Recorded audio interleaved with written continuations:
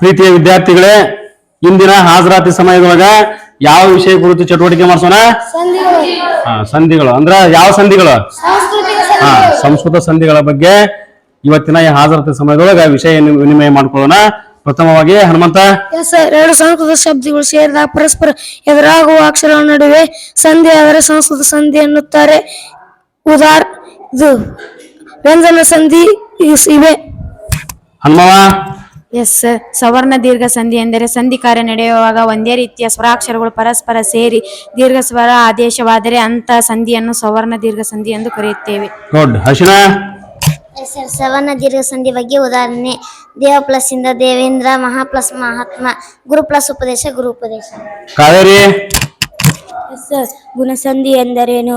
ಅ ಅಥವಾ ಆ ಎಂಬ ಸ್ವರ ಸೇರಿದಾಗ ಇ ಅಥವಾ ಈ ಎಂಬ ಸ್ವರವು ಸೇರಿದಾಗ ಏಕಾರವು, ಉ ಅಥವಾ ಉ ಸ್ವರ ಸೇರಿದಾಗ ಓಕಾರವು, ರು ಎಂಬ ಸ್ವರವು ಸೇರಿದಾಗ ಅರ್ಕಾರವು ಆದೇಶವಾಗಿ ಬರುವುದನ್ನು ಗುಣಸಂಧಿ ಎನ್ನುವರು. ಗುಣಸಂಧಿ ಉದಾಹರಣೆಗಳು: ಮಹಾ ಪ್ಲಸ್ ಈಶಾ ಮಹೇಶ, ದೇವ ಪ್ಲಸ್ ಇಂದ್ರ ದೇವೇಂದ್ರ.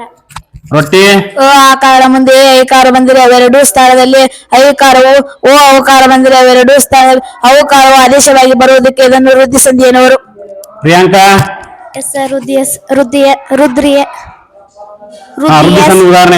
ರುದ್ರಿಯ ಸಂಧಿಗಳನ್ನು ಏಕ ಪ್ಲಸ್ ಏಕೈಕ, ಶಿವ ಪ್ಲಸ್ ಐಕ ಶಿವ ಏಕ, ಶಿವ ಪ್ಲಸ್ ಐಕ್ಯ ಶಿವೈಕ್ಯ. ಸಮರ್ಥ.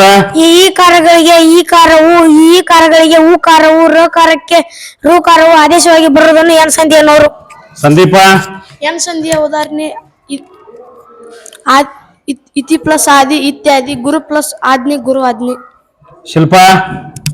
ಎನ್ ಸಂಧಿಯ ಉದಾಹರಣೆ: ಪಿತ್ರ ಪ್ಲಸ್ ಆಜ್ರಿತ ಪಿತ್ರಾಜಿತ, ಪ್ರತಿ ಪ್ಲಸ್ ಉಪಕಾರ ಪ್ರತ್ಯುಪಕಾರ, ಜಾತಿ ಪ್ಲಸ್ ಅತಿಥಿ ಜಾತ್ಯತೀತ.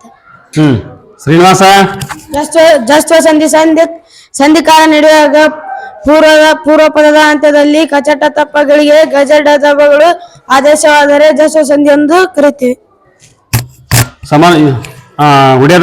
ಜತ್ವ ಸಂಧಿಯ ಉದಾಹರಣೆಗಳು: ವಾಕ್ ಪ್ಲಸ್ ಈಶ ವಾಗೀಶ, ವಾಕ್ ಪ್ಲಸ್ ದಾನ ವಾಗ್ದಾನ, ದಿಕ್ ಪ್ಲಸ್ ಅಂತ ದಿಗಂತ. ಸುಜಾತ. ಸ್ವಿಚ್ವ ಸಂಧಿಗೆ ಉದಾಹರಣೆ: ಮನಸ್ ಪ್ಲಸ್ ಸುದ್ದಿ ಮನಶುದ್ಧಿ, ಸತ್ ಪ್ಲಸ್ ಚಿತ್ರ ಸಚ್ಚಿತ್ರ. ನೆಕ್ಸ್ಟ್ ವಿನಾಯಕ. ಕಚಟ ತಪ ಅಕ್ಷರಗಳಿಗೆ ಆದ್ಯ ವರ್ಗದ ಅನುನಾಸಿಕ ಅಕ್ಷರಗಳು ಆದೇಶವಾಗಿ ಬರುವುದನ್ನು ಅನುನಾಸಿಕ ಸಂಧಿ ಎನ್ನುವರು. ಸಹನಾ. ಅನುನಾಸಿಕ ಸಂಧಿ ಉದಾಹರಣೆ: ವಾಕ್ ಪ್ಲಸ್ ಮಯ ವಾಗ್ಮಯ, ಷಟ್ ಪ್ಲಸ್ ಮುಖ ಷಣ್ಮುಖ, ಸತ್ ಪ್ಲಸ್ ಮಾನ ಸನ್ಮಾನ. ನೋಡಿ, ಈ ಚಟುವಟಿಕೆಯಿಂದ ನಿಮಗೆ ಬಹಳ ಖುಷಿ ಸಿಕ್ತಲ್ಲ. ಇನ್ನು ಕೆಲವೊಂದಿಷ್ಟು ಮಂದಿ ಹೇಳಿಲ್ಲ. ಮುಂದಿನ ಚಟುವಟಿಕೆ ಏನ್ ಮಾಡ್ಬೇಕು? ನೀವು ಎಲ್ಲರೂ ಭಾಗವಹಿಸ್ಬೇಕು. ಭಾಗವಹಿಸ್ತಿರಲ್ಲ? ಓಕೆ, ಎಲ್ಲರಿಗೂ ಧನ್ಯವಾದಗಳು.